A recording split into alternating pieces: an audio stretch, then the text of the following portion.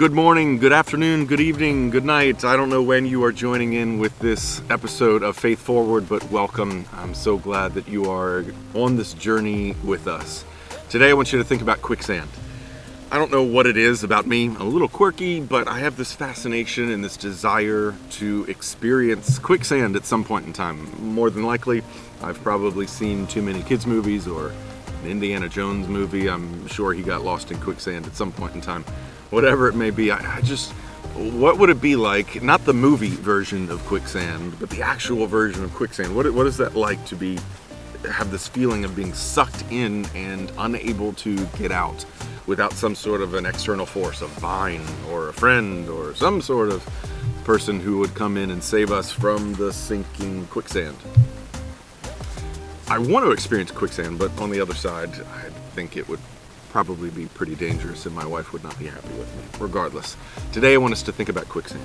Quicksand is something that will take us, at least the Hollywood version of it, will literally just continue to take us down unless there is an external force to pull us out.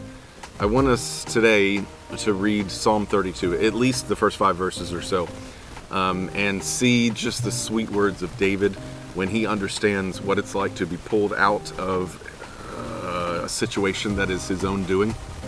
Psalm 32, he starts off by saying, "Blessed is the one whose transgression is forgiven, the one whose sin is covered." If you know David's story, David was one he sinned greatly. David sinned greatly. All you got to do is Google David, Bathsheba, Uriah, and see that whole horrible just events that happened in David's life. But he is also one who came to terms, who repented, who understood and was contrite in his sin, and the Lord forgave. Number one, I'm fascinated by the Lord's offer of forgiveness to all of us who have sinned greatly. But number two, for all of us who have understood and who remember what God has rescued us from, this quicksand of our own making, and how we're never going to be able to get out of it on our own, but how the external saving force of God has pulled us out.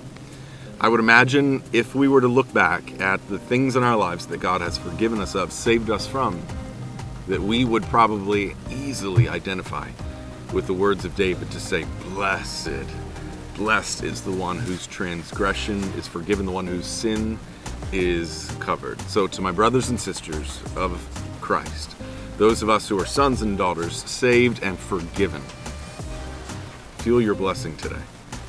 We ask for all kinds of different blessings, but I want you to know He has already given us way more and blessed us way more than we deserved when He forgave us of the sin that was so great and unfortunately we still struggle with in our lives. We are blessed because we are forgiven. And I hope that inspires you to pick up your head and move forward today. That as we have faith in Christ and knowing that we are forgiven, I pray that today, that faith moves you forward. Thanks for joining us. We'll see you tomorrow.